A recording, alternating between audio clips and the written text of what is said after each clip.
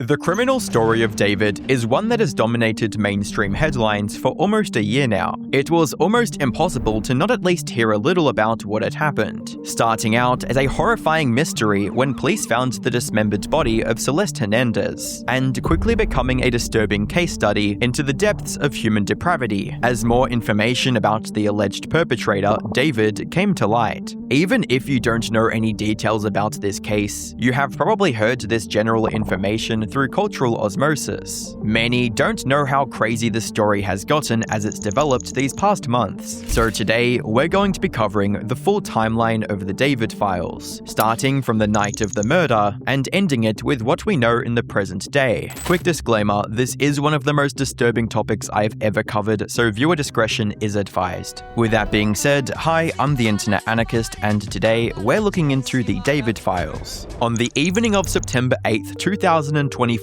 David was in the middle of performing for a packed crowd while, at the exact same time, police officers in Los Angeles were being called to investigate a foul smell coming from an abandoned Tesla Model X that had been sitting in the heat for days. The vehicle had already been towed to an impound yard after neighbors complained about it being left outside for an unusually long period of time, and by the time officers finally searched it, the smell had become impossible to ignore. When they opened the front trunk, they found plastic bags containing dismembered human remains. The body had decomposed so severely that identification was difficult at first, but investigators were eventually able to determine that the victim was a teenage girl. She stood around 5'2" and weighed only 71 pounds. Considering how little remained and the state the body was found in, the condition shocked even experienced investigators. Before long, police identified the remains as belonging to Celeste Hernandez, a girl who had been missing for roughly 17 months. Then came the detail that changed the entire case from a disturbing homicide into one of the most infamous internet crime stories in recent memory. The Tesla belonged to indie artist David. At a first glance, David seemed like the last person anyone would associate with a crime this horrific. He had no criminal history, came from a financially stable family, and built his reputation online as a quiet former Fortnite player who turned into a bedroom pop artist almost overnight.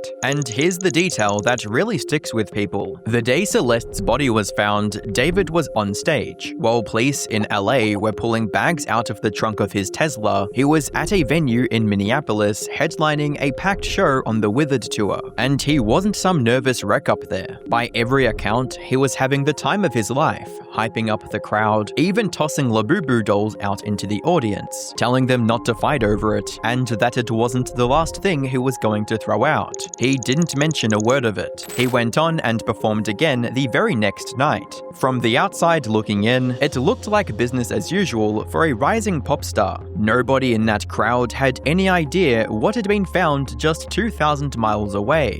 But within hours of the discovery, people began digging through years of his music, deleted social media posts, Discord messages, archived live streams, interviews, and music videos. As more information surfaced, a horrifying narrative started forming. It began to look less like David had randomly become connected to a murder investigation, and more like he had spent years openly foreshadowing exactly what he was eventually accused of doing.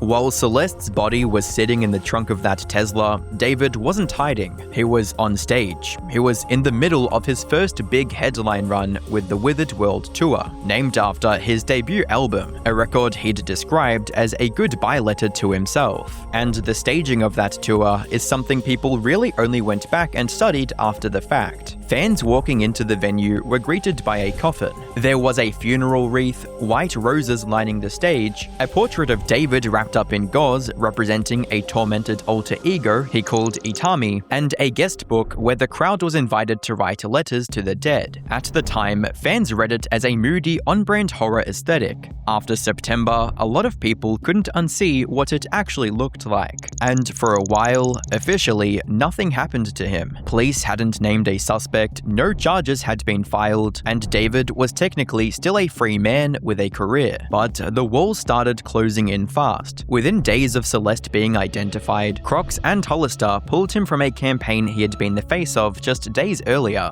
Then, the shows began disappearing. First Seattle, then San Francisco and LA, then the entire European leg. Every date from Norway to Poland was wiped out and replaced with a note blaming unforeseen circumstances. His label suspended promotion of the album, scrapped the deluxe release, and pulled the tour merch. And before long, he'd been quietly dropped altogether. The album rollout, the funeral tour, all of it just stopped. And David himself went almost completely silent and dropped off the grid. To understand how the situation escalated into murder, investigators and internet sleuths started tracing the timeline all the way back to 2021. In December 2021, he released one of his first songs online, and even from the very beginning, the themes in his music were unusually dark and strangely specific. His lyrics revolved around obsession, abandonment, jealousy, emotional dependency, and violence towards romantic partners. The speaker in these songs constantly feared being left behind and reacted to rejection with rage. At first, nobody cared, because dark emotional lyrics are common in alternative music, especially among artists influenced by internet rap and emo scenes. But after Celeste's body was found, people started revisiting these songs with entirely different eyes. Lyrics that once sounded edgy suddenly sounded disturbingly literal. One song included the line, "I think we both know who dies here." Another repeatedly referenced keeping someone from leaving. Others mentioned killing slowly, dying together, and becoming violent over betrayal. Then, there was one specific lyric that stood out above almost anything else. In a song released while Celeste was only 11 years old, David said, "Save your tears 7 years." 7 years later, Celeste would have turned 18. Investigators would later allege that David first met Celeste in early 2022 through Fortnite and Discord, when she was still a child and he was already close to adulthood. According to court records, detectives ultimately concluded the two first connected in January of 2022. Around the same time, Celeste's Discord account was reportedly created, which would have made her around 11 years old. As David's music career slowly gained traction online, his relationship with Celeste allegedly became deeper and more controlling behind the scenes. Former friends and Discord users later described how David surrounded himself with extremely young fans and frequently interacted with underage girls in private servers. Multiple people who knew him during this period claimed his behavior towards minors was not exactly a secret. One former Fortnite teammate later said everyone in their gaming group knew about Celeste, and that David would casually joke about it whenever people brought her up. One of the biggest turning points in his career came with the release of Romantic Homicide, the song that launched him from being a niche internet artist into mainstream success. The music video showed David standing blindfolded among candles near what appeared to be a dead girl, while imagery throughout the video implied a body being hidden away inside luggage. The video was uploaded on September 7th, Celeste's birthday. At the time, fans viewed all of this as stylized horror aesthetics, but in retrospect, it became one of the most heavily scrutinized parts of the entire case. People started noticing how often David's songs referenced killing women he loved, preserving relationships through death, and becoming enraged whenever a girl wanted independence or tried to leave him. As David became more successful, he also became more reckless. By 2023, he was openly bringing Celeste into live streams and online content. In some streams, she could be seen in the background while fans asked who she was. Whenever viewers pressed him too hard, David either deflected or became aggressive. At one point, after a live stream involving jokes about age and controversy, David panicked and repeatedly demanded moderators to delete everything immediately, yelling that all VODs needed to disappear. Where's your media train? I personally don't. Yo, I media trained you. No, you didn't. That's controversial.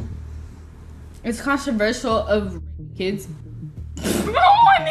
Really good. Okay, it's bye. been a good one. Bye. Bye, guys. Delete everything. Everything goes. Everything goes. Everything. Meanwhile, outside David's online communities, Celeste's family was desperately trying to find her. In February 2024, relatives began posting missing person alerts online stating that 13-year-old Celeste had disappeared from Lake Elsinore, California. Her aunt and mother both posted publicly asking for help locating her. Police later discovered that one of the last people Celeste contacted before vanishing was David. When investigators reached out to him, he answered the phone and claimed he barely knew her, insisting he had only met her once and did not realize she was underage. That explanation immediately started falling apart. According to court documents, David also showed police a yearbook picture of Celeste during the interaction, something prosecutors later argued directly contradicted his claims about not knowing her age. Detectives reportedly visited his home for a welfare check,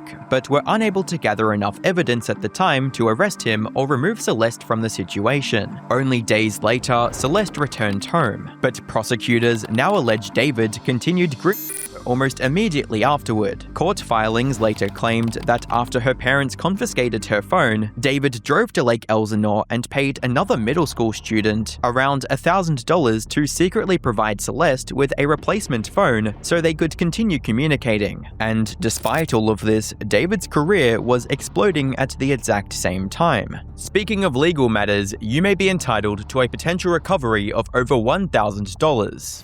Recently, a jury ordered Meta and YouTube to pay millions for their role in designing and promoting addictive platforms. They knew their apps could contribute to anxiety, depression, and body image issues, but did not share those risks while prioritizing profits. The recent history verdict underscores the consequences of those decisions. If you or your child spent years growing up on social media and experienced serious mental health struggles, you should hear this. Morgan & Morgan is stepping up to hold these platforms accountable for the harm they caused. You can use my link in the description or scan the QR code on screen to take a short quiz to see if you qualify for the case. With that being said, let's get right back into the video. By 2025, he had become a global artist with collaborations tied to Fortnite, mainstream television placements, and appearances with some of the largest streamers on the internet. Songs were appearing in major shows, and huge creators were collaborating with him. To most fans, he still looked like a shy, awkward musician who wrote emotional love songs.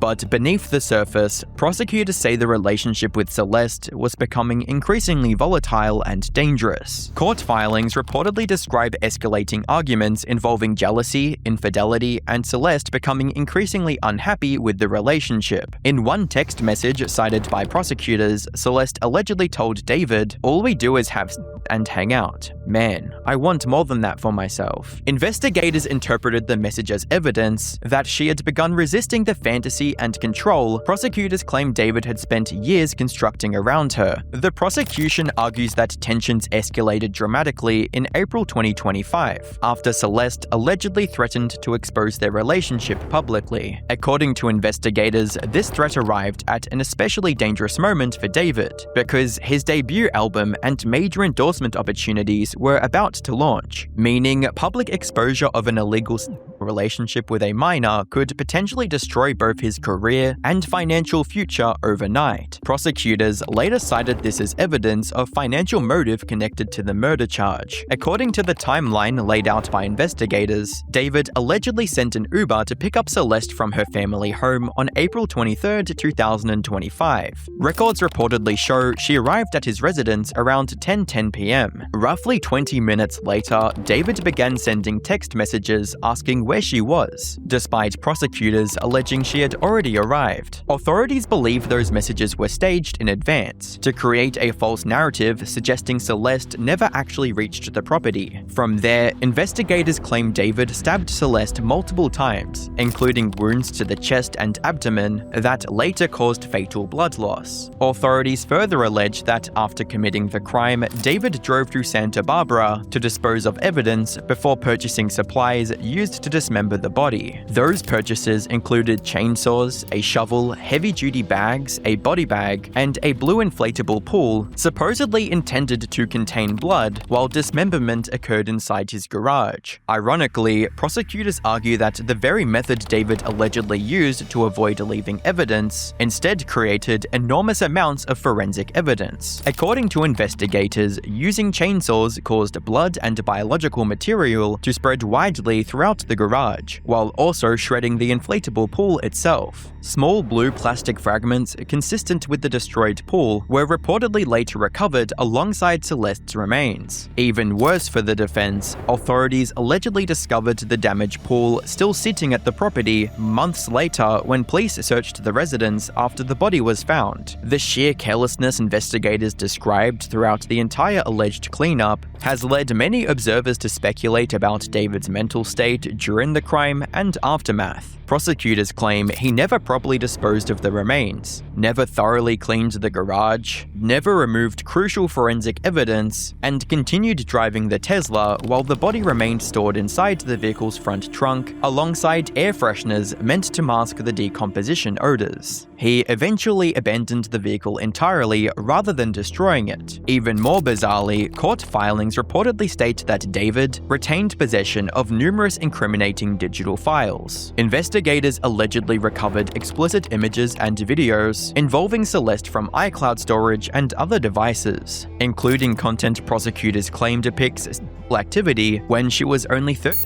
years old. Authorities reportedly seized approximately 40 terabytes of data connected to the investigation. Whether all of that material exclusively involved Celeste or included other victims has not yet been fully clarified publicly. The autopsy findings only intensified the public horror surrounding the case. Medical examiners reportedly concluded that Celeste died from stab wounds causing catastrophic blood loss. Her remains showed evidence of dismemberment, and 2 fingers were missing entirely, her left ring finger and her pinky. Internet users quickly linked that detail to a tattoo bearing David's name on her ring finger, leading prosecutors to suggest he intentionally removed identifying features connected to himself. She also had a matching tattoo on her right index finger saying "shh" that matches with the one David has. Toxicology results added another layer of disturbing speculation. While many substances tested negative, preliminary screens reportedly turned presumptive positives for MDMA, methamphetamine, and benzodiazepines. Experts cautioned that decomposition can complicate toxicology interpretation significantly, especially because post-mortem fermentation can naturally produce ethanol inside the body. Still, some observers speculated that Celeste may have been drugged before the attack, though no definitive public conclusion has yet confirmed that theory. As prosecutors continued building their case, investigators also began examining the role of people surrounding David. Private investigators publicly suggested he believed someone may have assisted with moving or dismembering the body, arguing that it would have been extremely difficult for one person to handle alone. He also alleged that some individuals close to David may have received money in exchange for silence or cooperation, though those claims remain unproven publicly at this stage. Meanwhile, additional scrutiny fell on David's management team and professional associates after reports emerged that warnings about his relationship with Celeste had allegedly been sent directly to people working around him. According to private investigators, an email warning management that David might be connected to a missing 13-year-old was forwarded internally, rather than immediately reported to law enforcement. Although simply receiving an email does not prove criminal knowledge, critics argue it demonstrates how many opportunities existed for someone to intervene before the situation escalated into murder. There is one last strange footnote to all of this. After the raid, David broke his lease and cleared out of that Hollywood Hills home, the same house where prosecutors say Celeste spent time before she died, and where investigators searched the garage. Crews were photographed hauling everything out, and then, earlier this year, right around the time he was finally arrested, the house quietly went back up for rent. A fully furnished Hollywood Hills home with a private pool around 4,000 square feet, listed at just under $24,000. $1,000 a month and marketed as a peaceful luxury escape. Whoever signs that lease next probably has no idea what's alleged to have happened in that garage. Ultimately, this case with David seems pretty cut and dry when all the details are laid out. David had exhibited psychopathic tendencies and a fascination with gore even at a young age, and clearly had issues for his entire life. He somehow got away with allegedly year-old, all while being at the height of his fame. It almost seems that when he allegedly murdered Celeste, he wanted to be caught. As Tony Soprano calls it, he got cowboyitis. People do that shit, they want to get caught. Oh, I want to get caught. Yeah, you want to get caught. I've seen it before. That's fucking cowboyitis. Or wanting to be seen as tough, or however you want to say it, by other people. He seemingly left clues like the Riddler throughout his music videos, and the fact he barely even disposed of the evidence that he allegedly left behind is proof that not only was he insane, but he was stupid too. David has officially been charged with first-degree murder with special circumstances, including lying in wait, murder committed for financial gain, and murder of a witness to an investigation. He was also charged with lewd sex acts with a person under 4 years old, and the mutilation of a human body. Since being charged, he has pleaded not guilty, and is being represented by a Hollywood legal powerhouse, Blair Burke, the same attorney that Harvey Weinstein hired back in 2017. The case isn't over yet, but if I were a betting man, I would guess that he will most likely be spending the rest of his life in jail. He might even be facing the death penalty, although that is a slim chance. At the end of the day, even if prosecutors took a slightly long time to gather all the evidence, it was for a good reason, and they made as airtight of a case as possible to try and ensure that he won't be going anywhere anytime soon.